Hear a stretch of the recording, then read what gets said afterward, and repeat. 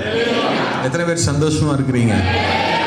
சந்தோஷமா இருக்கிறவங்க எல்லாம் சந்தோஷமா இருக்கிற அளவுக்கு தக்கதா சத்தமா ஒரு ஹல்லேலூயா சொல்லுங்க பார்க்கலாம். ஹல்லேலூயா. ஆண்டவராகிய இயேசு சொன்னார், உங்கள் சந்தோஷம் நிறைவா இருக்கும்படி பெற்றுக்கொள்ளுவீர்கள். ஆண்டவராகிய இயேசு சொன்ன வார்த்தை, நீங்கள் என்னிடத்தில் கேளுங்கள், உங்கள் சந்தோஷம் நிறைவாயிருக்கும்படி பெற்றுக்கொள்ளுவீர்கள். அது என்ன பிரதர் சந்தோஷம் நிறைவாயிருக்கும்படி பெற்றுக்கொள்றது அப்படின்னா என்னன்னா, ஆண்டவர்கிட்ட நீங்கள் ஒரு காரியம் கேட்குறீங்க, ஒரு வீடு வேணும், ஒரு வேலை வேணும், என் கடன் தீரணும்னு ஒரு காரியம் கேட்குறீங்க. கேட்டுட்டு அது நடக்கலைன்னு சொல்லிட்டு வருத்தமாகவே இருக்கக்கூடாதான். கேட்டுட்டீங்க, ஜெபிச்சிட்டிங்கன்னா கர்த்தர் அந்த ஜெபத்தை என்ன செஞ்சிட்டாரு? கேட்டுட்டாருங்கிற விசுவாசத்தில் எப்படி இருக்கணுமா? சந்தோஷமா இருக்கணும். அந்த சந்தோஷத்தை கர்த்தர் பார்த்து, எந்த சந்தோஷத்தை? நீங்க இன்னும் அந்த காரியம் உங்க கைக்கு இன்னும் என்ன செய்யல, வரல. அது வராம இருக்கிறப்பவே அது வந்த மாதிரி நீங்க எப்படி இருக்கணுமா? அப்படி சந்தோஷமா இருந்தா அந்த சந்தோஷத்தை கர்த்தர் பார்த்து, ஐயோ என் பிள்ளை இன்னும் நான் கொடுக்கவே இல்லை, ஆனா எப்படி இருக்கிறாங்க எனக்குள்ள, கர்த்தருக்குள்ள எப்படி இருக்கிறான்? சந்தோஷமா இருக்கிறாரேன்னு சொல்லி அந்த சந்தோஷம் இன்னும் நிறைவாயிருக்கும்படி சொல்லுங்க. இன்னும், ஏன்னா என்னதான் நம்ம சந்தோஷமா இருந்தாலும் அது கிடைக்காத போது முழுமையான சந்தோஷம் வராது பாருங்க. எப்பதான் முழுமையாகும் அந்த சந்தோஷம்? கிடைக்கும் போது தானே. அப்ப அந்த சந்தோஷம் உங்களுக்கு நிறைவாய் இருக்கும்படி அந்த காரியத்தை கர்த்தர் உங்களுக்கு அனுக்கிரகம் பண்ணுவாரா? அல்லேலூயா. அப்ப கர்த்தரிடத்திலிருந்து உன்னை பெற்றுக்கொள்ளணும்னா ஜெபிச்சுட்டு உம்முன்னு தெரியப்படாது. பக்கத்துல பார்த்து சொல்லுங்க, உம்மனா மூஞ்சியா இருந்தா ஒன்றும் கிடைக்காது. நிறைய பேருக்கு என்னன்னா, எப்படி பிரதருக்கு இருக்கேன் பிரதர், அதை சொல்றதே ஒரு பரிதாபமா அவங்க நினைச்சுக்கிறாங்க. இப்படிலாம் இருந்தால் கர்த்தர் அப்படியே பரிதாபப்பட்டுறாரு. ஒன்றும் பரிதாபம்லாம் படமாட்டாங்க. சரியா? கர்த்தருக்குள்ள எப்பொழுது எப்படி இருக்கணும்? எத்தனை பேர் ஆமேன்னு சொல்ல முடியும்? சரி, இந்த 3 நாட்களும் நான் உங்கள் மத்தியிலே, நானும் என்னுடைய மனைவி ஹெப்சியுமாய் சேர்ந்து உங்கள் மத்தியிலே ஊழியம் செய்தது எங்களுக்கு ரொம்ப ஆசீர்வாதமாக இருந்தது. அண்ணனுடைய குடும்பத்தாரோடு இருந்து அவங்க எங்களை பராமரித்த உபசரிப்பு ரொம்ப எங்களுக்கு ஆசீர்வாதமாக இருந்தது. ஃபர்ஸ்ட் டைம் கூப்பிடும்போது நான் என்ன நினச்சேன்னா, பரமத்திவேலூர் அப்படின்னா ஏதோ ஒரு கிராமம் போல் இருக்குது, ரொம்ப வறண்ட பூமியாக இருக்கும் அப்படின்னு தான் நினச்சி வந்தேன். ஆனால் இங்கே காவிரி ஆறு ஓடுது, இவ்வளவு செழிப்பாக இருக்குன்னு எனக்கு என்ன செய்யாது. கர்த்தர் எனக்கு வாய்ப்பு கொடுத்தாருன்னா பரமத்திவேலூர் பக்கத்தில் ஒரு வீடு நிலம் வாங்கி வீடு கட்டிடலாம் போல இருக்கு. அவ்வளவு ஆசீர்வாதமான பகுதியில் கர்த்தர் உங்களை வைத்திருக்கிறார். நீர்ப்பாய்ச்சலான ஸ்தலத்தில். எந்த ஸ்தலத்தில்? நாங்கள்லாம் அப்படி ஆறை பார்த்தோம்னா நின்று பார்ப்போம் பாருங்க. ஆறை பார்த்தா, ஏன்னா எங்கெல்லாம் எங்கள் பகுதியில் வைகை ஆறு என்ன வருஷத்தில் ஒரு நாள் தண்ணி வந்தாலே என்னது ஆச்சரியம். அங்கெல்லாம் இப்போ தண்ணியை பார்த்தா நமக்கு என்ன இருக்குது, காருக்குள்ளே உட்காந்துக்கிட்டு எட்டி என்ன செய்கிறோம், பார்க்குறோம். ஆனால் கர்த்தர் அந்த நீர்ப்பாய்ச்சலான ஸ்தலத்தில் உங்களை வச்சிருக்கிறார் பாருங்க. நீங்கள் பாக்கியவான்கள். அல்லேலூயா. எத்தனை பேர் ஆமேன்னு சொல்ல முடியும்? சரி, நாம் கர்த்தருடைய வார்த்தைக்கு நேராக கடந்து போகலாம். இந்த நாளிலும் கூட ஒரு முக்கியமான காரியத்தை நாம் தியானிக்க போகிறோம். முதல் நாளில் நம்ம தியானித்தோம். என்ன வசனம் யாருக்காவது நினைவு இருக்கா? எந்த வசனத்தை தியானித்தோம் முதல் நாளில்? 13. என்ன வசனம்? இப்பொழுது விசுவாசம், நம்பிக்கை, அன்பு இம்மூன்றும் நிலைத்திருக்கிறது, இவைகளில் அன்பே. விசுவாசம்னா என்ன? கர்த்தர் தருவார்னு நினைக்கிறதா? என்ன விசுவாசம்னா? கர்த்தர் எனக்கு எல்லாம் என்ன செஞ்சிருக்கிறாரு, அதனால் இதான் விசுவாசம். அப்ப நம்பிக்கைனா என்ன? எல்லாம் தந்திருக்கிறார், அதனால என் காரியங்கள் என்னவா மாறும், ஜெயமாக மாறும் என்பதுதான் என்னது? நம்பிக்கை. அது ஜெயமா மாறினாலும் சரி, மாறலைனாலும் சரி, என் தேவனை விட்டு நான் ஒரு நாள் என்ன செய்ய போறது கிடையாது. இதுதான் அவர் மேல வைத்திருக்கிற அன்பு. சரி, இதுதான் விசுவாசம், நம்பிக்கை, அன்பு. நேற்றைக்கு ஒரு காரியம் தியானித்தோம். நாம் ஆதாமுக்குள் இல்லை, நாம் யாருக்குள்ள இருக்கிறோம்? கிறிஸ்துவுக்குள் இருக்கிறோம். சரியா? ஏன்னா சத்துரு உங்கள்கிட்ட எந்நேரமும் உங்க காதில் என்ன சொல்லுவான்னா, நீ பாவி பாவி பாவின்னு சொல்லிக்கிட்டே இருப்பான். அவன் குற்றப்படுத்துகிறவன். சொல்லுங்க, அவன் என்ன செய்கிறவனா? காரணம் என்னன்னா, அவன் உங்க மைண்ட்ல மறைமுகமா ஒன்று சொல்றான். உங்களை பாவின்னு அவன் சொல்றான்னா என்ன அர்த்தம்னா, நீ ஆதாமுக்குள்ள இருக்கிறன்னு அர்த்தம். என்ன அர்த்தம்? அப்ப நீங்களும் உடனே அதை நம்பிட்டு, ஆமா நான் ஆதாமுக்குள்ள பாவி, நான் சாபம், நான் இப்படிதான் இருக்கும் என் வாழ்க்கை, இப்படியே நினைச்சீங்கன்னா கதையாகாது. அந்த சத்தம் கேட்ட உடனே சொல்லுங்க, இல்லை நான் ஆதாமுக்குள்ள இல்லை, நான் யாருக்குள்ள இருக்கிறேன்? எத்தனை பேர் ஆமேன்னு சொல்ல முடியும்? அவன் சொல்லுவான், அப்படி இல்லையா, உன்கிட்ட நீ இன்னும் கோவப்படுறீல்ல, நீ இன்னும் எரிச்சல் படுறீல்ல, உன்கிட்ட அந்த குற்றம் இருக்குல்ல, இந்த குற்றம் இருக்குல்ல அப்படின்னு சொன்னான்னா திருப்பி சொல்லுங்க, நான் கிறிஸ்துவுக்குள்ளதான் இருக்கிறேன், என்னை கரைதிரையற்றவனாக மாற்ற அவர் வல்லமையுள்ளவராக இருக்கிறார். ஹல்லேலூயா. என்னை கழுவி சுத்திகரித்து மாசற்றவர்களாய் தம்முடைய சந்நிதியிலே நிறுத்த அவர் வல்லமையுள்ளவராக இருக்கிறார். ஹல்லேலூயா. எத்தனை பேர் ஆமென் சொல்ல முடியும்? அந்த உணர்வுல நீங்க இருக்கணும். இந்த கிறிஸ்துவுக்குள் அப்படிங்கிற ட்ராக்கை விட்டு விலகவே கூடாது. நிறைய பேர் எப்படின்னா, சில நேரம் ஆதாமுக்குள்னு இருக்கிறது, அப்புறம் எங்கிட்டு வர்றது, ஞாயிற்றுக்கிழமை ஆயிட்டா எதுக்குள்ள வர்றது, கிறிஸ்துவுக்குள்ள நினைக்கிறது, மறுநாள் போயிட்டா எங்க போயிடுறது. இது கதையாக. இதனாலதான் அநேகர் ஆவிக்குரிய ஆசீர்வாதங்களை அனுபவிக்க முடியல. தேவன் சொல்லியிருக்கிறார், வசனம் ரொம்ப தெளிவாய் சொல்லுகிறது, உன்னதங்களில் இருக்கிற ஆவிக்குரிய ஆசீர்வாதங்களை நமக்கு என்ன பண்ணியிருக்கிறாரா, தந்திருக்கிறார். எத்தனை பேர் ஆமேன்னு சொல்ல முடியும்? நாம இப்ப இருக்கிறது கிறிஸ்துவுக்குள் இருக்கிறோம். சொல்லுங்க, யாருக்குள்ள இருக்கிறோம்? கிறிஸ்துவுக்குள் இருக்கிறோம். சபையா கூடி வந்திருக்கிறது ரொம்ப சந்தோஷம். இந்த நாட்கள்ல சில பேர் இன்னும் சபைக்கு என்ன செய்யல, வரல. சபையாக இருப்பது ரொம்ப முக்கியம். ஏன்னா நல்லா கவனிங்க, முக்கியமாக நான் அது செய்தி அல்ல, செய்திக்குள்ள நான் போகலை, இருந்தாலும் சபையை குறித்து ஒரு காரியத்தை சொல்லிட்டு நான் போகிறேன். சரியா? சபையில் இருக்கிறது ரொம்ப முக்கியம். இப்போ கவனிங்களேன், ஆதாம், முந்தின ஆதாம், முதல் ஆதாம் மனுஷன் இருக்கான்ல, அவன் விழா திறந்த போது அதுக்குள்ள இருந்து ஆண்டவராகிய தேவன் எதை எடுத்தாரு, ஒரு எலும்பை என்ன செஞ்சாரு, எடுத்தார் இல்லையா? ஒரு எலும்பை எடுத்தார். எலும்பை எடுத்து அந்த எலும்பை கொண்டுதான் அதை சதையினால் அடைத்து யாரை உருவாக்கினார்? அப்ப ஆதாமினுடைய விழா திறந்தால் மணவாட்டி வருவாள். சொல்லுங்க, ஆதாமினுடைய விழா திறந்தால் யாரு வருவார்? விழா திறக்கணும். விழா திறந்தாதான் எது யாரு வர முடியும்? மணவாட்டி வர முடியும்.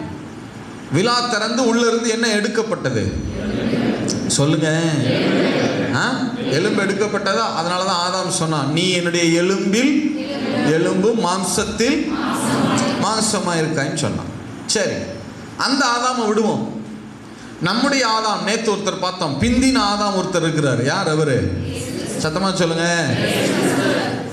அப்ப முந்தின ஆதாமுக்கு ஒரு மணவாட்டி வரணும்னா, முந்தின அந்த முதல் ஆதாமுடைய விழா பகுதி என்ன செய்யப்பட்டது? திறந்துச்சா? அப்ப பிந்தின ஆதாமுக்கு ஒரு மணவாட்டி வரணும்னாலும் இயேசுவினுடைய விழா, அந்த பிந்தின ஆதாமுடைய விழா என்ன செய்யப்படணும்? சொல்லுங்க, திறந்தாதான் என்ன வரும்? மணவாட்டி வரும். நல்லா கவனிங்க. சிலுவையில இயேசு தொங்குகிற போது அவர் மரித்து விட்டார். ஒருவன் ஈட்டியை எடுத்து அவருடைய விழாவில் என்ன செய்கிறான்? குத்துகிறான். உள்ள இருந்து ரத்தமும் தண்ணீரும் புறப்பட்டது. சொல்லுங்க, என்ன புறப்பட்டது? நல்லா கவனிங்க. ஆதாமுடைய விழா திறந்த போது உள்ள இருந்து என்ன வெளியே வந்துச்சு? என்ன எடுக்கப்பட்டது? இப்ப இயேசுவினுடைய விழா திறந்த போது உள்ள இருந்து என்ன வெளியே வருது? சொல்லுங்க. ஆதாமுடைய விழா திறந்த போது எலும்பு எடுக்கப்பட்டது. எலும்பை கொண்டு ஒரு மணவாட்டி அவனுக்கு வந்தாள். அதனாலதான் எலும்பில் எலும்பும் மாம்சத்தில். இயேசுவினுடைய விழா திறக்கப்பட்டது. பாருங்க, உள்ள இருந்து ரத்தமும் தண்ணீரும் வெளியே வந்தது. ரத்தத்தினாலும் தண்ணீரினாலும் கழுவப்பட்ட சபை புறப்பட ஆரம்பித்தது. அல்லேலூயா. உண்மைதானா? நீங்கள் நானும் எதனால் கழுவப்பட்டிருக்கோம்? மனம் திரும்புகிற போது, பாவத்தை விட்டு மனம் திரும்புறப்ப, ரட்சிக்கப்பட்டப்ப நாம எதனால கழுவப்பட்டோம்? ரத்தத்தினால என்ன செய்யப்பட்டான். அப்புறம் சபைக்குள்ள வந்த உடனே ஞான ஸ்நானம்ங்கிற பேர்ல எதனால கழுவப்பட்டான்.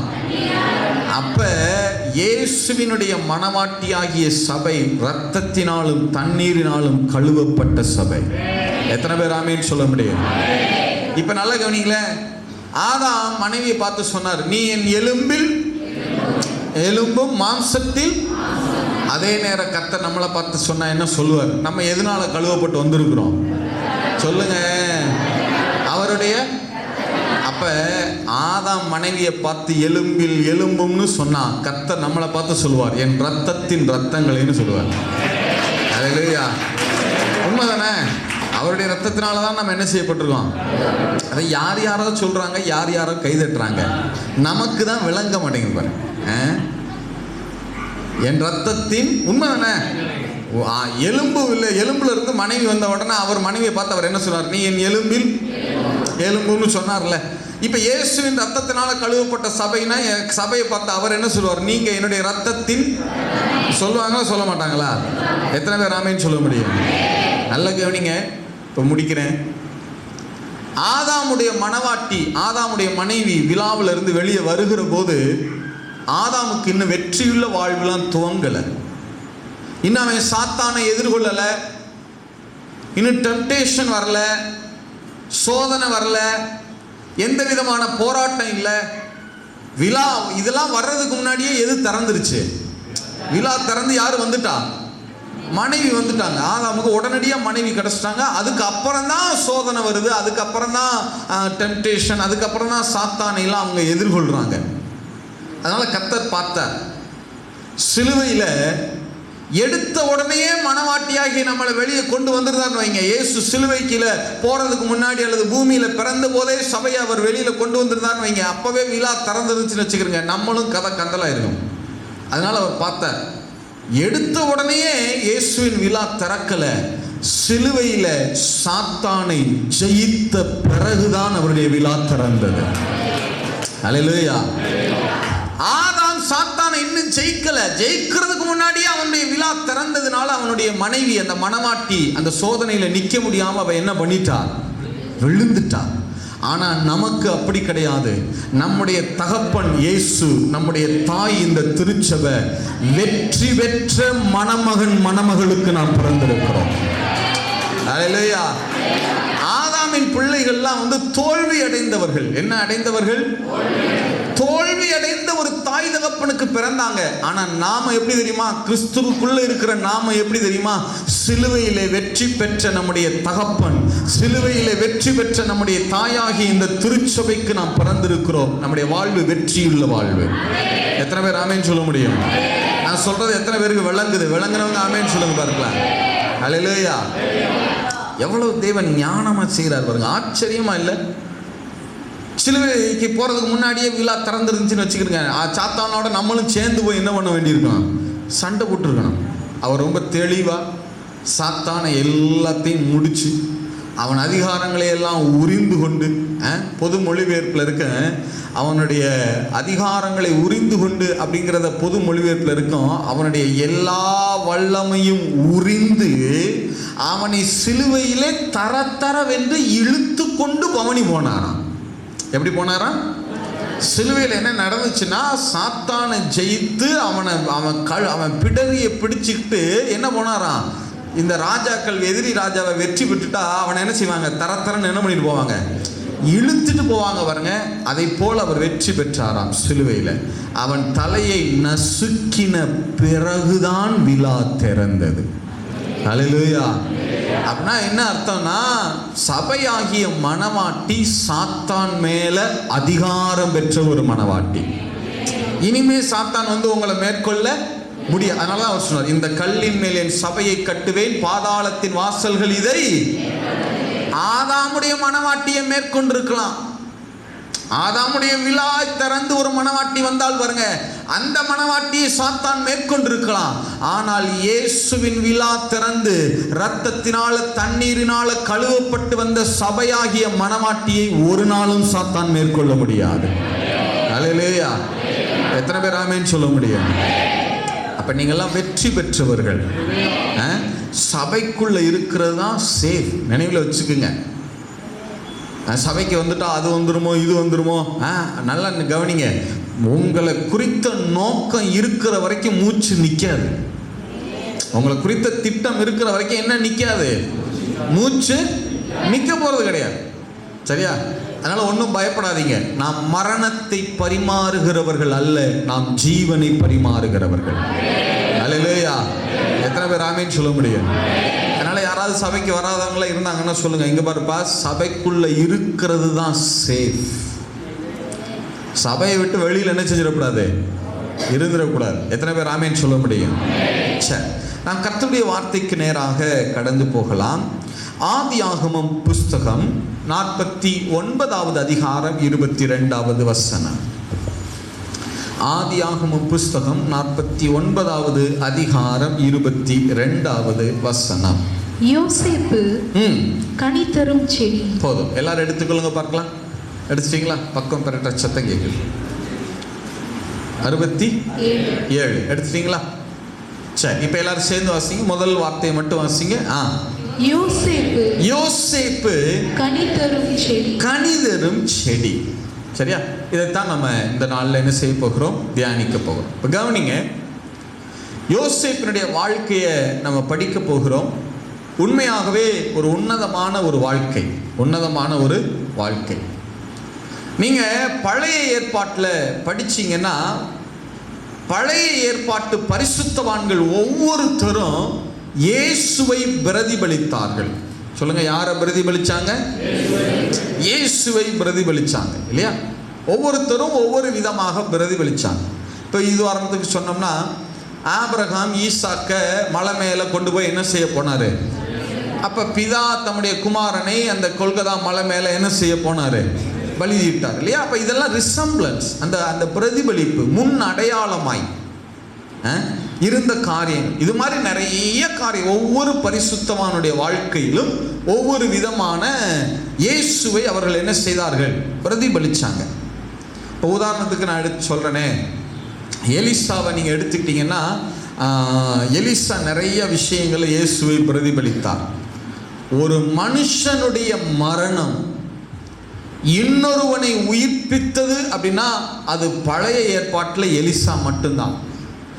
எலிசாவினுடைய எலும்புகள் பட்டு ஒரு வாலிபன் என்ன செஞ்சான்? சொல்லுங்க, உயிரோட எழுந்தானா எழும்பலையா?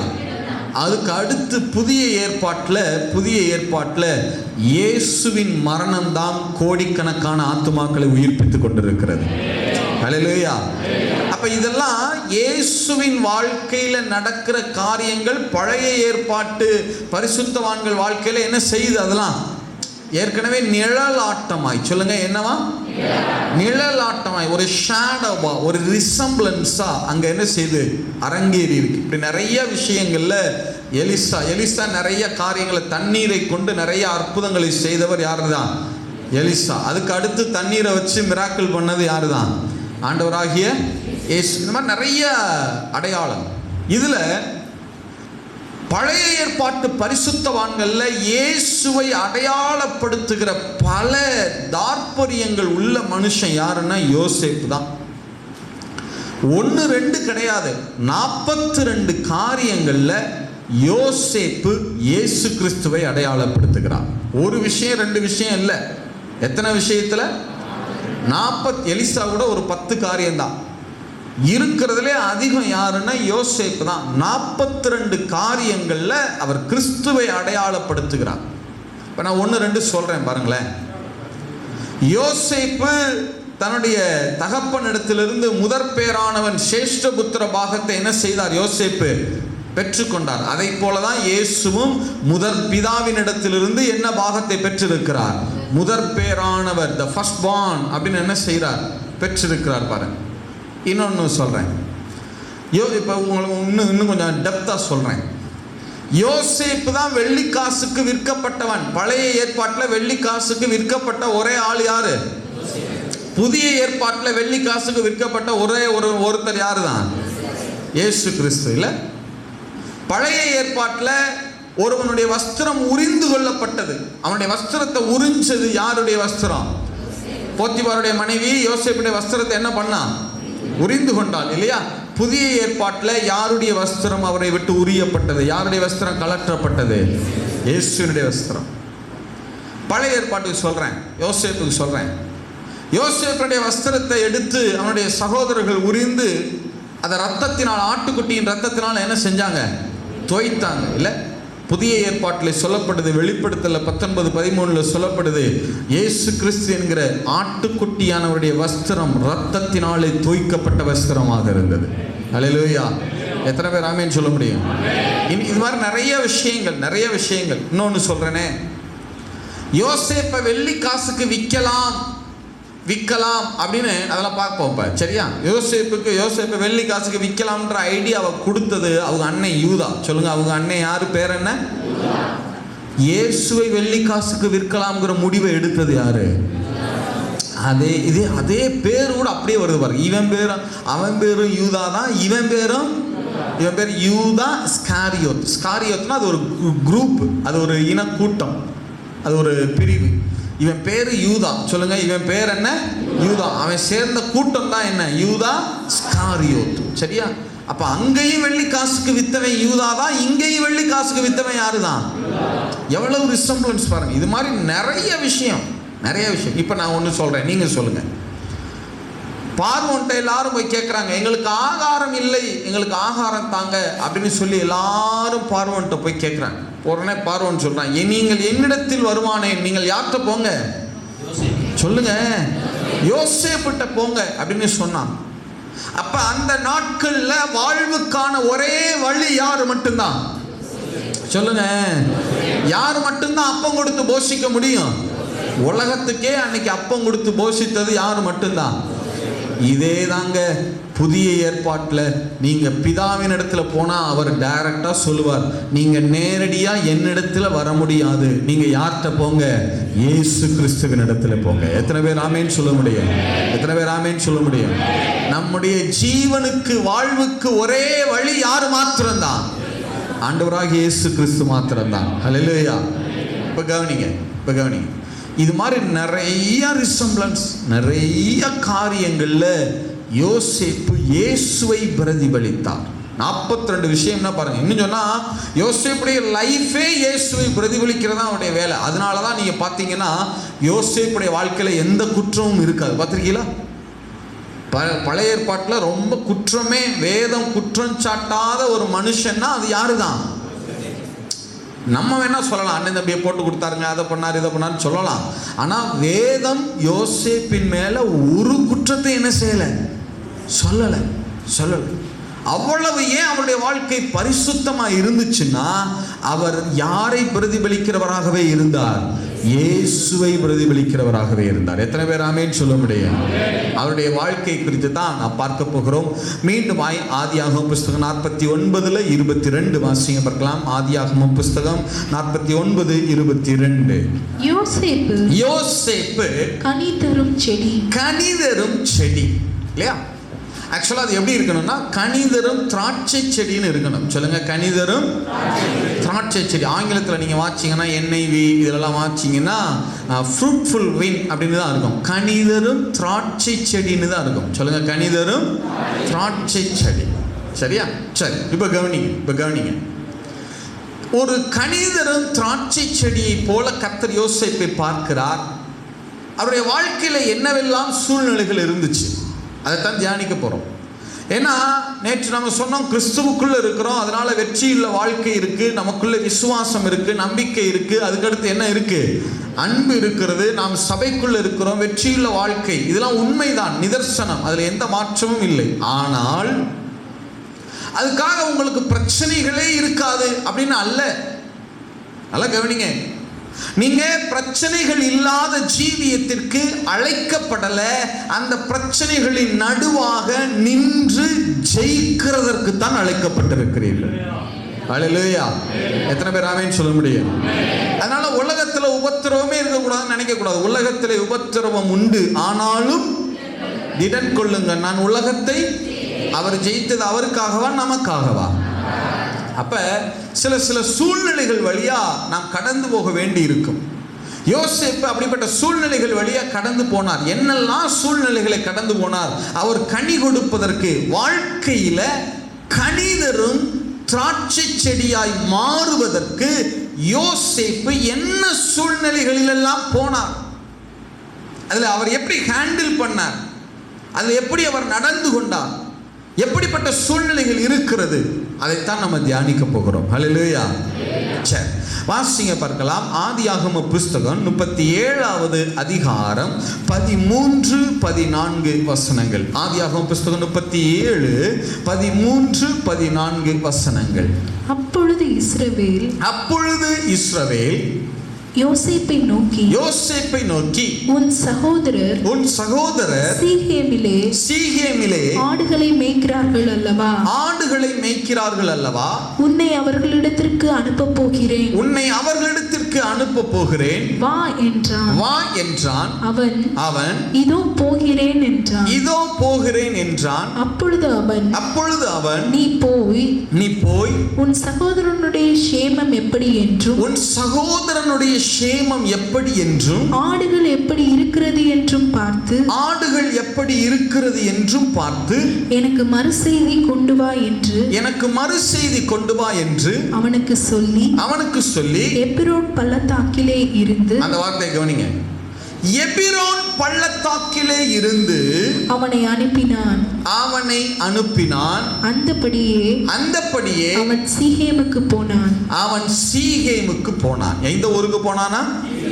இப்ப நல்லா கவனிங்க. யோசேப்புக்கு கர்த்தர் ஒரு தரிசனம் கொடுத்துட்டார்.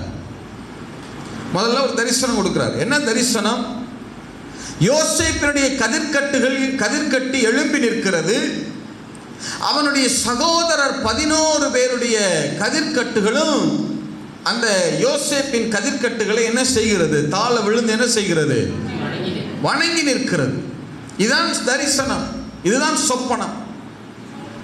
ஆனா இந்த சொப்பனம் நிறைவேறுவதற்கு வாய்ப்பே கிடையாது.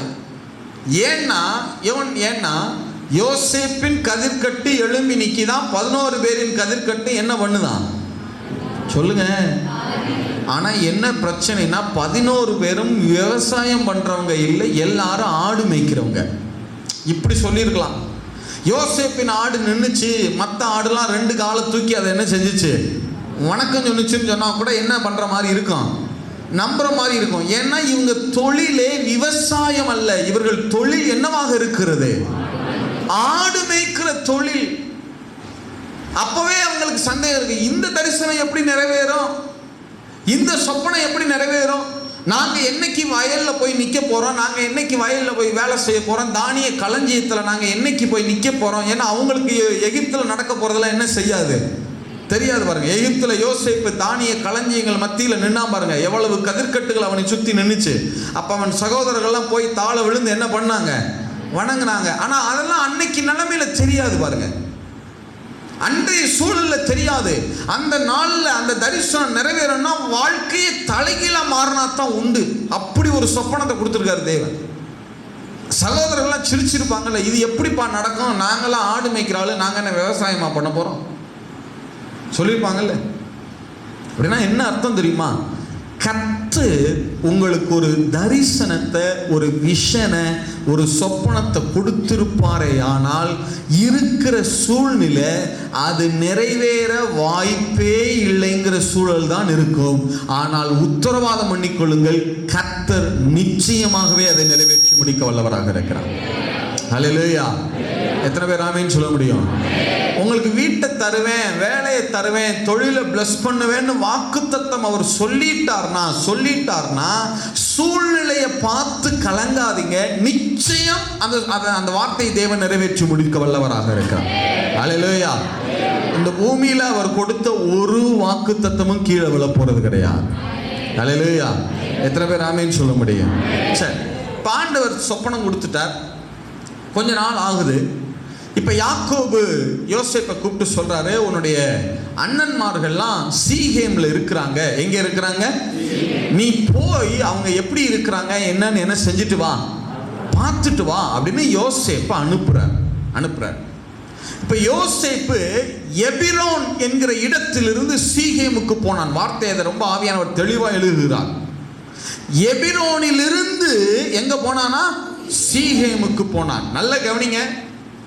இஸ்ரவேல் நாட்டில் நீங்க இப்பயும் போனீங்கன்னா எப்ரோன் பள்ளத்தாக்கு என்பது, இப்ப யாக்கோபு யோசேப்லாம் இப்ப இருக்கிறாங்க பாருங்க, குடி இருக்கிறாங்க பாருங்க. இந்த எப்ரோன் பள்ளத்தாக்கு ரொம்ப வளமையான பள்ளத்தாக்கு, ரொம்ப வளமையான பள்ளத்தாக்கு. இன்னைக்கு நீங்க அங்க போனீங்கன்னா ஏராளமான நீரூற்றுகள் உண்டு. ரொம்ப ஆசீர்வாதமான பள்ளத்தாக்கு ஹெப்ரோன் பள்ளத்தாக்கு என்பது அவ்வளவு ஆசீர்வாதம். அங்கதான் ஆபிரகாம் கல்லறையெல்லாம் இருக்கு. இன்னும் ஆபிரகாம், ஈசாக்கு, யாக்கோபு கல்லறையெல்லாம் இன்னும் அங்க இருக்கு. அவ்வளவு இன்னைக்கு நீங்க போனீங்கன்னாலும் ரொம்ப ஆச்சரியமா இருக்கும். எங்க பார்த்தாலும் விருட்சங்கள், எங்க பார்த்தாலும் ஒலிவ மரம், எங்க பார்த்தாலும் கர்வாலி மரங்கள், அவ்வளவு ஆசீர்வாதமான பள்ளத்தாக்கு. இப்ப யாக்கோபு யோசேப்பு என்ன பண்றாரு? இந்த வளமையான பள்ளத்தாக்கில் இருந்து எங்க அனுப்புறாருன்னா சீகேமுக்கு அனுப்புகிறார். சொல்லுங்க, எங்க அனுப்புறாரு? சீகேம் எப்படிப்பட்ட இடம் தெரியுமா? ஆக மோசமான இடம். உங்களுக்கு நான் நினைவுபடுத்துறேன். எல்லாத்தையும் வாசிக்க நமக்கு நேரம் இல்லை, நான் நினைவுபடுத்துறேன். இந்த சம்பவம் நடக்கிறதுக்கு முன்னாடி யாக்கோபுனுடைய இந்த காரியம் சீகேமுக்கு அனுப்புறாருல, இதுக்கு முன்னாடி யாக்கோபுக்கு ஒரு மகள் இருந்தாள், தீனாள் அப்படின்னு பேர். அவளுக்கு பேர் என்ன? அந்த தீனாள் இதே சீகேம்ல போன போது சீகேமினுடைய பிரபு அந்த தீனாளை அந்த மானபங்கப்படுத்தி அவருடைய வாழ்க்கையை கெடுத்து போட்டான். யாக்கோபினுடைய 2 குமாரர் எழும்பி போய் சீகேம்ல இருக்கிற பட்டணத்தில் இருக்கிற ஆண்களை எல்லாம் வெட்டி கொலை செய்தார்கள். சீகேம் பட்டணம் என்பது யாக்கோபை பொறுத்த மட்டும் ரொம்ப டிராஜடியான இடம், ரொம்ப பயங்கரமான ஒரு இடம், இரத்த களரியான இடம், இரத்த வாடை வீசுகிற இடம். சீகேமுக்கு போனா எந்த நேரத்திலும் என்ன வேண்டுமானாலும் நடக்கலாம். ஏன்னா சீகேமினுடைய ஆட்களை யாக்கோபின் பிள்ளைகள் என்ன பண்ணியிருக்கிறாங்க? வெட்டி கொலை செய்திருக்கிறார்கள். அப்படிப்பட்ட இடம் அந்த சீகேம். ஆனா வேற வழி இல்லை. இப்ப யாக்கோபு தன்னுடைய மகனை என்ன பண்ண வேண்டி இருக்கு? சீகேமுக்கு என்ன பண்ண வேண்டி இருக்கு? அனுப்ப வேண்டி இருக்கு. வேற வழி கிடையாது. அவரே அப்படிதான் சொல்றாரு. அவர் சொல்ற ஸ்லாங்கே அப்படிதான் இருக்கு. எனக்கு வேற வழி இல்லை, நான் உன்னை என்ன செய்ய போகிறேன்? சீகேமுக்கு அனுப்ப போகிறேன். அப்படிதான் சொல்றாரு பாருங்க. சீகேமுக்கு உன்னை என்ன செய்ய போகிறேன்? அனுப்ப போறேன். நீ என்ன செய்ய? வா. வளமையான ஒரு இடத்துல இருந்து பிரதர், ஒரு செழிப்பான ஒரு இடம் பிரதர், ரொம்ப பாதுகாப்பான இடத்துல இருந்து ரத்த வாடை வீசுகிற ரத்த களரியான சத்துருக்கள் இருக்கிற எந்த நேரத்திலும் என்ன வேண்டுமானாலும் நடக்கக்கூடிய இடத்திற்கு இப்ப யோசேப்பு அனுப்பப்பட வேண்டிய சூழல். எத்தனை பேர் அப்படி இருக்கிறீங்க? பிரதர், என்னுடைய வாழ்க்கையில் நான் இருந்த காலங்கள் ரொம்ப ஆசீர்வாதமான பகுதியில் இருந்தேன் பிரதர். எனக்கு ரொம்ப அதாவது பொருளாதாரத்தில் கூட ரொம்ப ஆசீர்வாதம் இல்லைன்னா கூட நான் ரொம்ப பாதுகாப்பாக இருந்தேன். என்னுடைய உறவுகளோட, என்னுடைய அண்ணன் தம்பிகளோட அல்லது மற்ற காரியங்களோட நான் ரொம்ப சேஃபாக இருந்தேன். ஆனால் இப்போ போகிற இடம், இப்போ வந்திருக்கிற இடம் ரொம்ப ட்ராஜடியாக இருக்கு பிரதர். ரொம்ப ஒரு போராட்டமான பகுதியாக இருக்கு. என்னை ஏன் தேவன் வளமையான பகுதியிலிருந்து இந்த சீகேமுக்கு அனுப்பணும்? ஆசீர்வாதமான பகுதியிலிருந்து இப்படிப்பட்ட பகுதிக்கு என்னை ஏன் அனுப்பணும்? நான் என்னுடைய கடந்த கால வாழ்க்கையில நிறைய ஆசீர்வாதங்கள் இருந்துச்சு, நல்லா தானே பிரதர் இருந்தேன். ஆனா இப்ப திடீர்னு சொல்லி சூழ்நிலைகள் மாறி இருக்கிறது. என்னுடைய வாழ்க்கையில தொழில் நஷ்டமடைந்து இருக்கிறது, பொருளாதாரம் நஷ்டமடைந்து இருக்கு, வேலையை இழந்து நிற்கிறேன். இப்படிப்பட்ட சில தவிர்க்க முடியாத, இன்னும் சொன்னா என் மனதை வேதனைப்படுத்துகிற இப்படிப்பட்ட ஸ்தலங்களுக்குள்ள, இப்படிப்பட்ட சூழ்நிலைகளுக்குள்ள நான் ஏன் பிரதர் வந்திருக்கிறேன்? யோசேப்புக்கு நினைச்சிருப்பாரா இல்லையா? எவ்வளவு ஆசீர்வாதங்கள் அப்பாட்ட இருக்கு, அதெல்லாம் விட்டுட்டு நாம இப்ப எங்க போகிறோம்?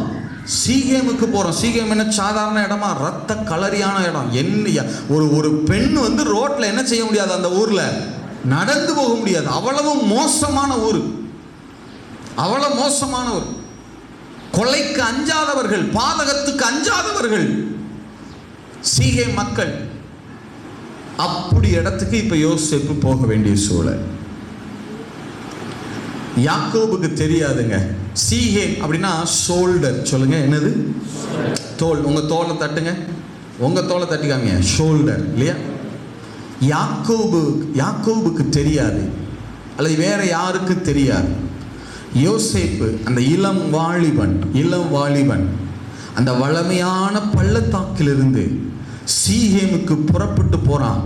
அவன் மனசு வேதனையா இருக்கலாம்.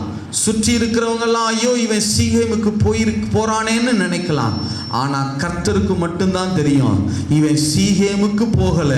இந்த சீகேமுக்கு போகிற இந்த வாலிபனுடைய தோளின் மேல ஒரு மிகப்பெரிய திட்டத்தை நான் வைத்து அனுப்புகிறேன். அல்லேலூயா. அவன் சும்மா போகல, தன் தோளின் மேல ஒரு பெரிய தரிசனத்தை சுமந்து கொண்டு போகிறான். எத்தனை பேர் ஆமென் சொல்ல முடியும்?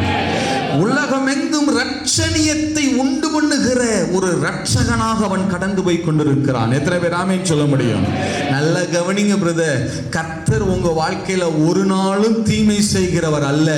சூழ்நிலை மாறின உடனே கஷ்டப்படாதீங்க. அவர் சும்மா அந்த சூழ்நிலைக்குள்ள உங்களை அனுப்பல. உங்களுக்கு ஒரு மிகப்பெரிய ஆசீர்வாதத்தை கொடுக்கும்படிக்கு ஒரு பெரிய தரிசனத்தை, திட்டத்தை உங்க தோள் மேல வைத்துதான் அனுப்புகிறான். அல்லேலூயா. உங்க தோள் மேல ஒரு பெரிய தரிசனத்தை சுமந்து கொண்டு வந்திருக்கிறீங்க. ஒரு பெரிய தரிசனத்தை சுமந்து கொண்டு வந்திருக்கிறீங்க. இன்னைக்கு தெரியாது, இந்த செய்கையிலே நீங்கள் இருக்கிற போது இன்னைக்கு தெரியாது பிரதர். உங்களுக்கு இந்த திட்டம் என்னதை நோக்கி போக போகிறது, உங்களுடைய ஊழியம், உங்களுடைய சபை, உங்களுடைய குடும்பம், உங்களுடைய தொழில் எப்படிப்பட்ட ஆசீர்வாதத்தை நோக்கி போக போகுதுன்னு இன்னைக்கு உங்களுக்கு தெரியாது. ஆனா ஒன்றை மட்டும் தெரிஞ்சுக்குங்க, உங்க தோள் மேல அவருடைய திட்டம் இருக்கிறது. உங்களுக்கு பின்பாக அவருடைய ரகசிய செயல் ஒளிந்திருக்கிறது. அல்லேலூயா. எத்தனை பேர் ஆமென் சொல்ல முடியும்? எத்தனை பேர் ஆமென் சொல்ல முடியும்? அப்ப யோசேப்புக்கு தெரியாதுங்க, யாக்கோபுக்கு தெரியாது. அவங்களாம் வருத்தப்பட்டிருக்கலாம், வேதனைப்பட்டிருக்கு. இப்படி போறானே, இந்த இடத்துக்கு போக வேண்டிய சூழல் ஆயிடுச்சே, இப்படி நடந்துருச்சே அப்படின்னு சொல்லி அவங்க வருத்தப்பட்டிருக்கலாம். ஆனா உண்மை என்ன தெரியுமா? அவன் சும்மா போகல. அவன் தோள் மேல ஒரு பெரிய தேவ திட்டத்தை, தேவ தரிசனத்தை சுமந்து கொண்டு போனான். அல்லேலூயா. எத்தனை பேர் ஆமென் சொல்ல முடியும்? அப்ப சூழ்நிலைகள் மாறும்போது நீங்க சங்கடப்படக்கூடாது.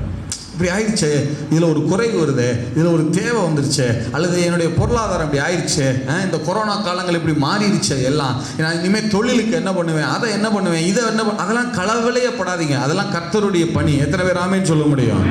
அல்லேலூயா. கவலைப்பட வேண்டிய அவசியமே, அது கர்த்தருடைய வேலை, அது உங்க வேலை கிடையாது. நாளைய தினத்தை குறித்து நீங்க என்ன செய்ய வேண்டிய அவசியம் கிடையாது, கவலைப்பட வேண்டிய அவசியம் கிடையாது. எத்தனை பேர் ஆமென் சொல்றீங்க? அப்போ ஒரு பெரிய தரிசனத்தை சுமந்து கொண்டு யோசேப்பு புறப்படுகிறான். சரியா? சரி. நேரா எங்க வர்றான்னா சீகேமுக்கு வருகிறான். சொல்லுங்க, எங்க வருகிறான்? 17வது வசனம் வாசிங்க. ஆதியாகமம் 37:17 வாசிங்க. அந்த மனிதன் அவர்கள் இவ்விடத்திலிருந்து போய்விட்டார்கள். இப்ப போய் சீகேம்ல போய் பார்த்தா சீகேமுக்கு போற வழியில வழி தப்பி திரிகிறான். அவனுக்கு என்ன தெரியல, வழி எங்க போறதுன்னு என்ன செய்யல தெரியல. அப்படிலாம் இருக்கும் சூழ்நிலைகள் உங்களுக்கு மாறுகிற போது என்ன செய்வோம், ஏது செய்வோம்னு தெரியாத விழி பிதுங்கி நிற்கிற சூழ்நிலைகள்லாம் சில நேரம் என்ன செய்யும், இருக்கும். அப்படிலாம் இருக்கும். ஆனாலும் கலங்காதீங்க. கரெக்டாக பாருங்க, அந்த நேரத்தில் யோசேப்பு வழி தப்பி நிற்கிறப்ப, வெள்ளி பிதுங்கி எங்கே போவோம்னு வழி தெரியாமல், திக்கு தெரியாமல் நிற்கிறப்ப கரெக்டாக ஒருத்தனை கர்த்தர் அனுப்புறாரு பாருங்க. அவன் வந்து என்ன சொல்றான், வாசிங்க பார்க்கலாம். அந்த மனிதன் அவர்கள் இவ்விடத்திலிருந்து போய்விட்டார்கள், தோத்தானுக்கு போவோம் என்று. அந்த சகோதரர்கள்லாம் இப்ப சீகேம்ல இல்ல, எதுவும் சீகேம்ல போய் பிரச்சனை ஆயிரம்னு பயந்துட்டு போயிட்டாங்களா, இல்ல பிரச்சனை எதுவும் ஆச்சான்னு என்ன செய்யல தெரியல. நமக்கு போயிருக்காங்க சீகேம்ல ஆடு மேய்க்காம டக்குன்னு அங்கிருந்து எங்க போயிட்டாங்க, தோத்தானுங்க. ஏன்னா அவங்களுக்கு ஒரு பயம் இருக்குல்ல. ஏன்னா இதே ஊர்ல அவங்க பல பேர் என்ன பண்ணிருக்கிறாங்க, வெட்டி கொட்டி சாச்சிருக்காங்க பாருங்க. அப்போ வந்து ஒரு அவங்களுக்கும் பயம் இருக்குல்ல. நேரம் போனவங்க சீகேமுக்கு போகாம எங்க போயிருந்திருக்காங்க, தோத்தானுக்கு போயிட்டாங்க. இப்ப யோசேப்ட ஒருத்தர் வந்து கரெக்டா சொல்ற, அந்த ஒருவர் சொல்லுங்க, அந்த அவன் பேர் இல்லை, அந்த ஒருவன். பைபிளில் நீங்க பார்த்தீங்கன்னா அடிக்கடி இந்த ஒருவன் கேரக்டர் கரெக்டாக வருவான். ஆபிரகாம்கிட்ட வந்து ஒருவன் சொன்னான், அங்கே உன்னுடைய மூதாதையர்கள்ட்ட பிள்ளைங்க, பெண் பிள்ளைங்க இருக்கிறாங்க, லாபான் வீட்டில் என்ன இருக்கிறாங்க, பெண் பிள்ளைங்க அப்படின்னு கரெக்டாக சொல்கிறான் பாருங்க. கரெக்டாக சொல்கிறான். அந்த ஒருவன் கரெக்டாக வருவான். தாவீதுக்கு எல்லாரும் மனைவி பிள்ளைங்களெல்லாம் பிடிச்சிட்டு போயிட்டாங்க, தாவீதுடைய மனைவி பிள்ளைங்களை. அப்போ அவன் விரட்டி போகிறான். கரெக்டாக ஒருவன் வந்து அவனுக்கு என்ன செய்கிறான், வழி சொல்கிறான் பாருங்க. அந்த ஒருவனுடைய கேரக்டர் ரொம்ப கரெக்டாக வரும். அதை போல தான் வழிலாம் தெரியலன்னு நிற்காதீங்க. கர்த்தர் ஏற்ற நேரத்தில் கரெக்டான ஆட்களை உங்களிடத்தில் அனுப்புவார். ஹல்லேலூயா. நீங்கள் போய் ஆளுகளை தேடிட்டு தெரியக்கூடாது. நீங்கள் போய் அவங்க ஒரு உதவி செய்வாங்களா, இவங்க செய்வாங்களா, நீங்கள் என்ன செய்யக்கூடாது, தேடக்கூடாது. கர்த்தரே உங்களிடத்தில் அனுப்ப வல்லவராக இருக்கிறார். எத்தனை பேர் ஆமேன்னு சொல்ல முடியும்? சரி, இப்போ கவனிங்க. ஒருவன் சொல்லிட்டான், வந்து சொல்கிறான், அவங்கெல்லாம் சீகேமில் இல்லைப்பா, அவங்கெல்லாம் எங்கே போயிட்டாங்க, தோத்தானுக்கு போயிட்டாங்கன்னு சொல்கிறேன். இப்போ உடனே நேராக தோத்தானுக்கு போகிறான்.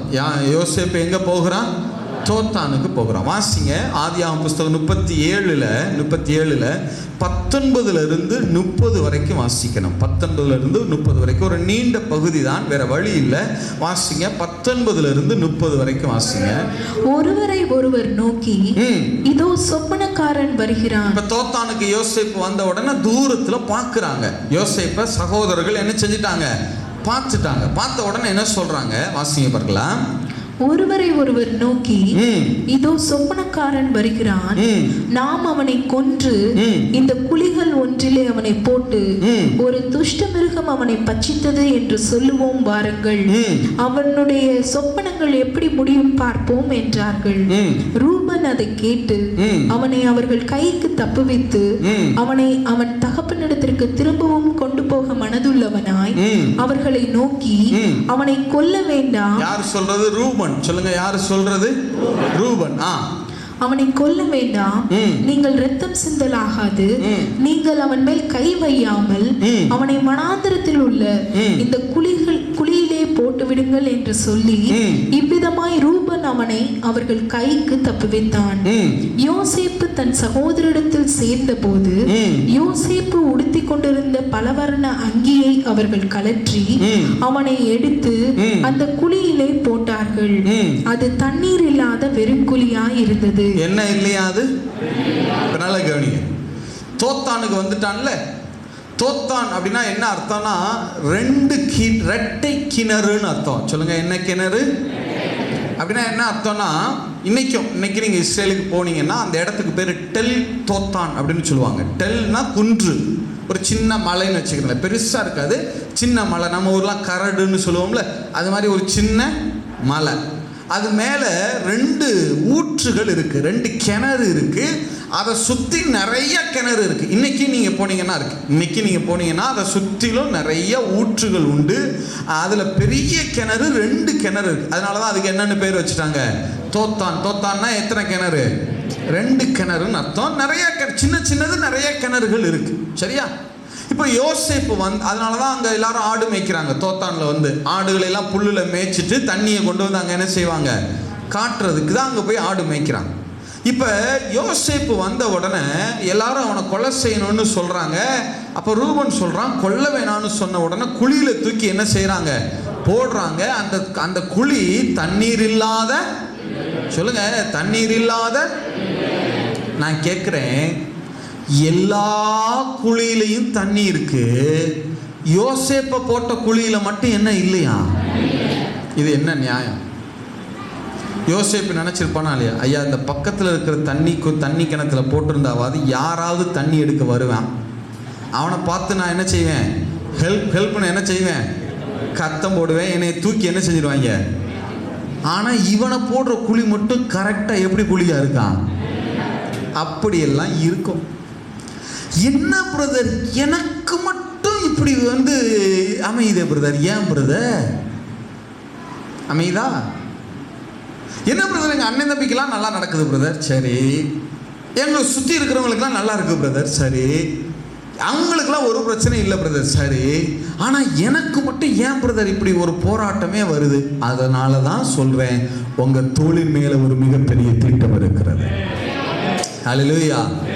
பல நேரங்களில் சூழல் உங்களுக்கு எதிராக இருக்கும் பிரதர், இயற்கையே எதிராக இருக்கு பாருங்க. இப்போ யோசேப்புக்கு சதி பண்ணுறது எது சதி பண்ணுது? ஒரு ஊற்று சதி பண்ணுது. எல்லா ஊத்துலையும் தண்ணி இருக்கு, இவனை போட்ட ஊத்துல என்ன இல்லை? அப்படியெல்லாம் இருக்கும். நீங்க எதிர்கொள்ள பழகணும் வாழ்க்கையில். எப்போதுமே என்னுடைய வாழ்க்கை அப்படியே நலமாகவே ஓடணும் அப்படின்னு நினைக்க கூடாது. ரொம்ப ஃபோர்வேல போற மாதிரியே குலுங்காம போகணும்னு நினைக்க கூடாது. குண்டும் குழியுமான ஓட்டத்துல குதிரையை போல தாவி ஓட என்ன செய்யணும்? பழகணும். எத்தனை பேர் ஆமேன்னு சொல்ல முடியும்? எத்தனை பேர் ஆமேன்னு சொல்ல முடியும்? அப்படிப்பட்ட இடங்கள்ல நீங்க ஓட பழகணும். உங்க மனசு இப்பவே ரெடியா இருக்கு. என்ன வந்தாலும் பார்த்துக்குருவோம். சொல்லுங்க, என்ன வந்தாலும். கர்த்தரை மீறி உங்க வீட்டில் இருக்கிற ஒரு கோழி குஞ்சுக்கு கூட சாத்தானால தீங்கு செய்ய முடியாது. அல்லேலூயா. ஒன்னும் கர்த்தரை மீறி ஆக போறது கிடையாது. எத்தனை பேர் ஆமேன்னு சொல்றீங்க? யோசேப்புக்கு நினைச்சிருப்பானு, என்னங்க அங்க பார்த்தா எங்க அப்பா நல்ல இடத்துல இருந்து எங்க அனுப்புனாரு? சீகேமுக்கு அனுப்புனாரு. சரி, அங்க போயிட்டேன், வழி தப்பி திரிஞ்சு இங்கேயாவது வந்து பார்த்தா நல்லா இருக்குமான்னு பார்த்தா தூக்கி எதுக்குள்ள போட்டாங்க? குழிக்குள்ள போட்டாங்க. சரி, குழியிலேயாவது தண்ணி இருக்குமான்னு பார்த்தா குழி தண்ணி, அது என்ன குழியா இருக்கு? அப்படியெல்லாம் இருக்கும். சரியா?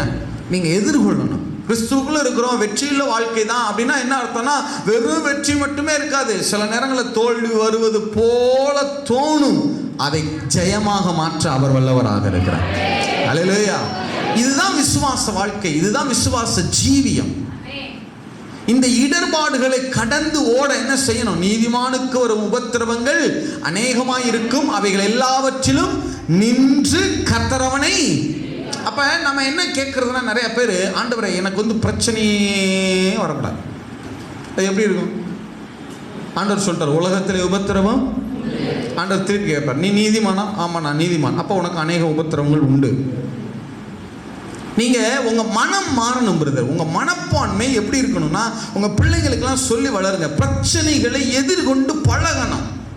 அதுக்கு விலகி விலகி ஓடுவதல்ல வாழ்க்கை. அதை எதிர்கொள்ள பழகணும், எதிர்த்து நிற்கணும், சூழ்நிலைகளை கையாளணும், போராடணும். கர்த்தர் எனக்கு துணையாக என்ன செய்யறாரு? நிற்கிறார் அப்படிங்கிற ஃபெய்த்தோட கடந்து போகணும். அதுதான் விசுவாச ஜீவி. அல்லேலூயா. எத்தனை பேர் ஆமேன்னு சொல்ல முடியும்? எத்தனை பேர் ஆமேன்னு சொல்ல முடியும்? சரி, இப்போ குழிக்குள்ள போடுறாங்கல்ல, வாசிங்க, அதே வசனத்தை வாசிங்க. 21 to 30 வரைக்கும் வாசிங்க. திரும்ப வாசிங்க. ரூபன் அதை கேட்டு, ரூபன் அவன் பேர் என்ன சொல்லுங்க? மூத்த அண்ணன். சொல்லுங்க, யாரு? மூத்த அண்ணன். ரூபன் அதை கேட்டு அவனை அவர்கள் கைக்கு தப்புவித்து அவனை அவன் தகப்பனிடத்திற்கு திரும்பவும் கொண்டு போக மனதுள்ளவனா. இப்ப ரூபன் ஐடியா என்ன? இவனை எப்படியாவது தப்பு வச்சு யார்கிட்ட கொண்டு போய் சேர்த்தரணும்? அவங்க அப்பாட்ட கொண்டு போய் என்ன செஞ்சிடணும்? சேர்த்தரணும் அப்படிங்கிற எண்ணத்துல அவர்களை நோக்கி, அவனை கொல்ல வேண்டாம், நீங்கள் இரத்தம் சிந்தலாகாது, நீங்கள் அவன் மேல் கை வையாமல் அவனை வனாந்திரத்தில் உள்ள இந்த குழியிலே போட்டு விடுங்கள் என்று சொல்லி, இவ்விதமாய் ரூபன் அவனை அவர்கள் கைக்கு தப்புவித்தான். யோசேப்பு தன் சகோதரரிடத்தில் சேர்ந்த போது யோசேப்பு உடுத்திக் கொண்டிருந்த பலவர்ண அங்கியை அவர்கள் கலற்றி அவனை எடுத்து அந்த குழியிலே போட்டார்கள். அது தண்ணீர் இல்லாத வெறுங்குழியாய் இருந்தது. பின்பு அவர்கள் போஜனம் செய்யும்படி உட்கார்ந்தார்கள். அவர்கள் தங்கள் கண்களை ஏறெடுக்கும் போது இதோ கிளையாத்தில் இருந்து வருகிற இஸ்மவேலருடைய கூட்டத்தை கண்டார்கள். அவர்கள் எகிப்திற்கு கொண்டு போகும்படி கந்தவர்க்கங்களையும் பிசின் தைலத்தையும் வெள்ளை போலத்தையும் ஒட்டகங்கள் மேல் ஏற்றி கொண்டு வந்தார்கள். அப்பொழுது யூதா தன் சகோதரரை நோக்கி, நாம் நம்முடைய சகோதரனை கொன்று அவன் இரத்தத்தை மறைப்பதினால் லாபம் என்ன? அவனை இந்த இஸ்மவேலருக்கு விற்று போடுவோம் வாருங்கள், நமது கை அவன் மேல் படாதிருப்பதாக. அவன் நம்முடைய சகோதரனும் நம்முடைய மாம்சமுமாய் இருக்கிறானே என்றான். அவன் சகோதரர் அவன் சொல்லுக்கு இணங்கினார்கள். அந்த வர்த்தகரான மீதியானியர் கடந்து போகிற போது அவர்கள் யோசேப்பை அந்த குழியிலிருந்து தூக்கி எடுத்து அவனை இஸ்மவேலர் கையில் 20 வெள்ளிக்காசுக்கு விற்று போட்டார்கள். அவர்கள் யோசேப்பை எகிப்திற்கு கொண்டு போனார்கள். பின்பு ரூபன், யாரா இவ வாசி, நல்லா கவனிச்சு வாசிங்க. பின்பு யாரா?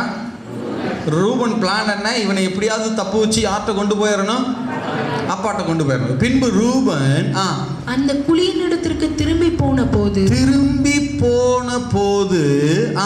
யோசேப்பு குழியில் இல்லை என்று கண்டு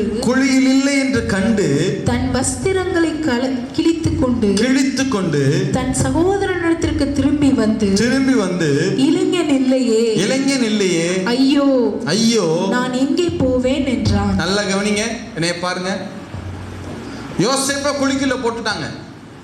போடும்போது இந்த மூத்த அண்ணன் ரூபன் இருக்கான் பாருங்க, அவன் லேசா அப்படி கண்ணை கட்டுறான். லேசா, நீ இரு, நான் போயிட்டு வந்து உன்னை என்ன செஞ்சுட்டு போயிடுறேன், காப்பாத்திடுறேன். இவன் என்ன எப்படியாவது இவனை கொண்டு போய் யார்கிட்ட விட்டுறணும், அப்படி லேசா கண்ணை காட்டிட்டு இப்படி போறான். எல்லாரும் சாப்பிட உட்காராங்க. இவன் ஒரு 5 நிமிஷம் தான் அந்த இடத்துல இல்லை. ரூபன் எங்கே போனான்னு தெரியல. எதுவாவது இயற்கை உபாதை எங்கேயாவது போனானா, டாய்லெட்டில் போனானா, கை கழுவ போனானா, முகங்கழுவ போனானான்னு தெரியல. ஒரு 5 நிமிஷம் தாங்க இல்லை. சாப்பிட உட்கார்றாங்க. இவன் கை கழுவிட்டு வருவோன்னு எங்கேயும் என்ன செஞ்சிருக்கிறான். இப்படி இன்னொரு பக்கம் அப்படி ஒரு 5 நிமிஷம், ஃபியூ மினிட்ஸ் தான் அப்படி போயிருக்கிறான். தூக்கி வித்துட்டாங்க.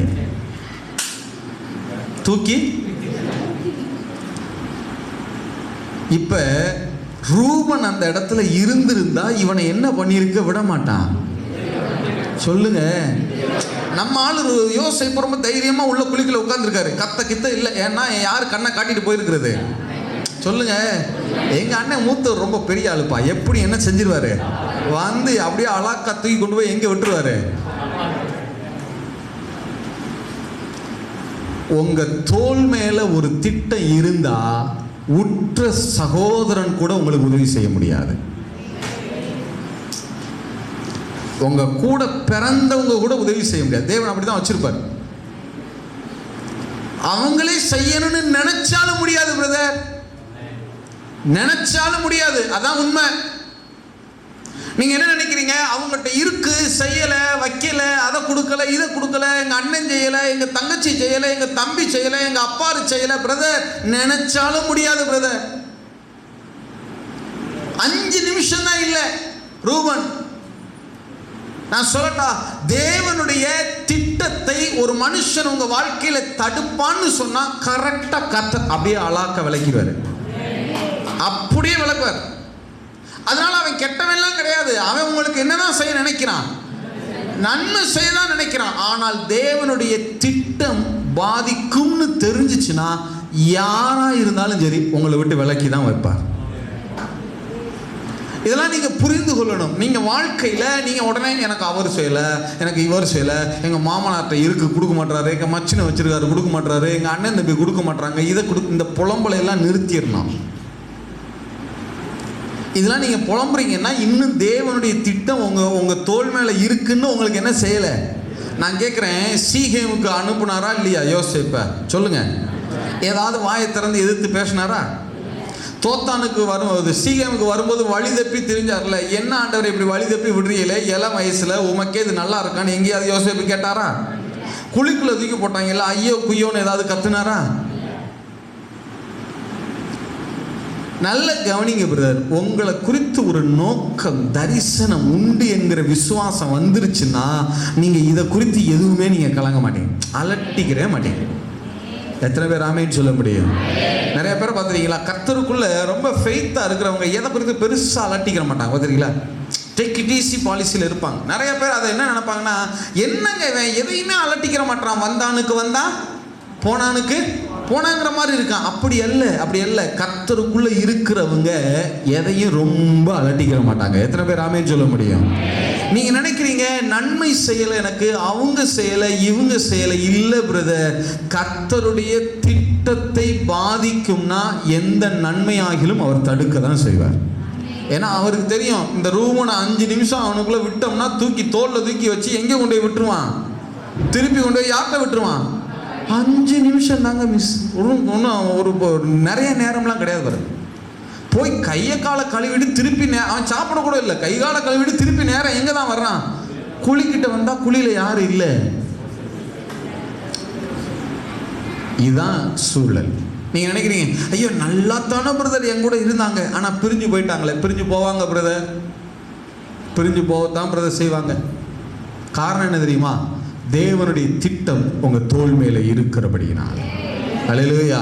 நீங்க நினைக்கலாம் நல்லா இருந்தாங்களே பிரதர், கூட பிறந்தவங்க மாதிரி இருந்தாங்களே பிரதர், அவ்வளவு உரிமையா இருந்தாங்களே பிரதர், ஏன் பிரதர் பிரிஞ்சு போனாங்க, ஏன் பிரதர் விலகி போனாங்க? ஏன் தெரியுமா? கர்த்தருக்கு தெரியும் பிரதர், அவங்க உங்க கூட இருந்தா தரிசனம் நிறைவேறாது. உங்களுக்கு இன்னைக்கு தெரியாது சூழல், உங்களுக்கு இன்னைக்கு தெரியாது. ஏன் விலகி போறாங்கன்னா கர்த்தருக்கு தெரியும் தரிசனம் என்ன செய்யாது, நிறைவேறாது. எத்தனை பேர் ஆமேன் சொல்றீங்க? எத்தனை பேர் ஆமேன் சொல்றீங்க? ஆபிரகாமை குறித்து சொல்லும்போது 11வது அதிகாரம் 14 எனக்கு நினைவில் இல்லை சரியா. லோத்து ஆபிரகாமை விட்டு பிரிந்த பின்பு, சொல்லுங்க, யார் ஆபிரகாமை விட்டு பிரிந்த பின்பா? லோத்து ஆபிரகாமை விட்டு பிரிந்த பின்பு கர்த்தர் ஆபிரகாமை நோக்கி, நீ வடக்கையும் தெற்கையும் மேற்கையும் கிழக்கையும் நோக்கி பார், நீ இந்த பூமி, நீ பார்க்கிற இந்த பூமி முழுவதையும் நான் உனக்கு என்ன செஞ்சேன், உனக்கும் உன் சந்ததிக்கும் என்றென்றைக்கும் இருக்கும் வண்ணமாய் கொடுத்தேன். எத்தனை பேர் ஆமென் சொல்ல முடியும்? லோத்து ஆபிரகாமை விட்டு பிரிந்த பின்பு, சொல்லுங்க, யார் யாரை விட்டு பிரிந்த பின்பா? அது 11 14 13 வாசிங்க பார்க்கலாம். லோத்து ஆபிரகாமை விட்டு 13 14 லோத்து ஆபிரகாமை விட்டு பிரிந்த பின்பு, லோத்து ஆபிரகாமை விட்டு பிரிந்த பின்பு, சொல்லுங்க, யார் ஆபிரகாமை விட்டு பிரிந்த பின்பா? லோத்து ஆபிரகாமை விட்டு பிரிந்த பின்பு கர்த்தர் ஆபிரகாமை நோக்கி, உன் கண்களை ஏறெடுத்து. எதை ஏறெடுத்து? கண்களை என்ன செய்யணுமா? சொல்லுங்க, என்ன செய்யணுமா? ஏறெடுக்கிறதுனா என்ன? எப்படி ஏறெடுப்பீங்க பாருங்க பாப்போம். கண்கள் என்ன செய்வாங்க? எப்படி ஏறெடுத்து, நீ இருக்கிற இடத்திலிருந்து வடக்கையும் தெற்கையும் கிழக்கையும் மேற்கையும் நோக்கி பார். நீ பார்க்கிற இந்த பூமி முழுவதையும் நான் உனக்கும் உன் சந்ததிக்கும் என்றைக்கும் இருக்கும்படி கொடுத்து. நல்ல கவனிங்க, என்றைக்கும் இருக்கும்படி என்ன செஞ்சாராம்? யாரை விட்டு பிரிந்த பின்பு? லோத்துனா என்ன அர்த்தம் தெரியுமா? எபிரேய பாஷையில லோத்துனா முக்காடுன்னு அர்த்தம். சொல்லுங்க, லோத்துனா என்ன அர்த்தம்? சத்தமா சொல்லுங்க, லோத்துனா என்ன அர்த்தம்? இப்ப லோத்துன்னு எடுத்துட்டு முக்காடுன்னு போட்டு வாசிங்க. முக்காடு அப்படின்னு போட்டு வாசிங்க. முக்காடு, சொல்லுங்க, வாசிங்க, நல்ல சத்தம் வாசிங்க. முக்காடு ஆபிரகாமை விட்டு பிரிந்த பின்பு கர்த்தர் ஆபிரகாமை நோக்கி, உன் கண்களை, சொல்லுங்க, உன் கண்களை. ஏன்னா முக்காடு கடந்தா கண்ணை என்ன செய்ய முடியாது, இப்படியே தான் குனிஞ்சே தான் பார்க்கும். லோத்து இருந்த வரைக்கும் ஆபிரகாமுடைய தரிசனம் பெருசாவே மாட்டேங்குது. இவன் போகணும் 4 இடத்துக்கு நினைச்சாலும் லோத்து இல்லை இங்கேயே இருப்போம், இல்லை அதெல்லாம் வேணாம், இங்கேயே இருப்போம், இந்த இடத்துல நல்லா இருக்கு, இங்கனே இருப்போம், இங்கனே உட்காருவோம், இங்கேயே கூடாரம் போடுவோம். கர்த்தர் பார்த்தார், இந்த முக்காடு இருக்கிற வரைக்கும் ஆபிரகாம் கண்ணை ஏறெடுத்தே பார்க்க மாட்டான். இவன் தரிசனம் விஸ்தாரமாகாது. சில மனிதர்கள் உங்க கூட இருக்கிற வரைக்கும், சில முக்காடு உங்க கூட இருக்கிற வரைக்கும் உங்களுடைய எல்லைகள் விரிவாகாது பிரதர். நீங்க பிரிய வேணாம், ஏற்ற நேரத்தில் கர்த்தரே அந்த முக்காடை எடுத்து போட வல்லவராக இருக்கிறார். அல்லேலூயா. போயிட்டானேன்னு புலம்பாதீங்க, போன வரைக்கும் சந்தோஷம் பிரதர். அல்லேலூயா. எத்தனை பேர் ஆமென் சொல்ல முடியும்? மற்றவங்க சொல்ல, ஆபிரகாமும் கூட இருந்த லோத்து போயிட்டான், இனிமே ஆபிரகாம் அவ்வளவுதான் சொல்லலாம். இனிமே அவ்வளவுதான் கிடையாது, இனிமே ஆபிரகாம் அவ்வளவு விரிவாக போறான். அல்லேலூயா. எத்தனை பேர் ஆமென் சொல்ல முடியும்? லோத்து போன பின்னாடி தான் வந்து சொன்னார், வடக்கையும் தெற்கையும் மேற்கையும் கிழக்கையும் நோக்கி. சில பேர் இருக்கக்கூடாது பிரதர், நல்ல ஆளுகளே இருக்கட்டுமே. சில நேரங்களில் நீங்க போய் யாரையும் பிரிக்க உடனே இன்னைக்கு போய் எல்லாரையும் லோத்தா பார்க்கப்படாது, கூட இருக்கிற எல்லாத்தையும் என்னவாவே பார்க்கப்படாது. நீங்க போய் பிரிய வேணாம், அவனா பிரிஞ்சு என்ன செஞ்சிருவான்? போயிடுவான். போயிட்டானேன்னு புலம்பவும் கூடாது, போன வரைக்கும் சந்தோஷம் நினைங்க. எத்தனை பேர் ஆமென் சொல்ல முடியும்?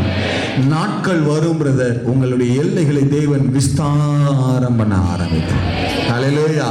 எத்தனை பேர் ஆமென் சொல்றீங்க? ரூபன் அந்த இடத்துல இருந்தா தேவனுடைய திட்டம் நிறைவேறாது.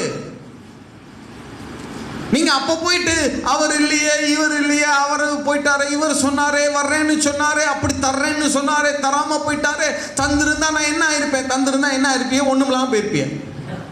உண்மை. ஆனா ரூபன் இருந்திருந்தா என்ன இருந்திருப்பாரு? யோசிப்பு திருப்பி கொண்டு போய் அவங்க அப்பாட்ட விட்டு ஆடு மேய்க்க விட்டுருப்பாங்க. அவ்வளவுதானே.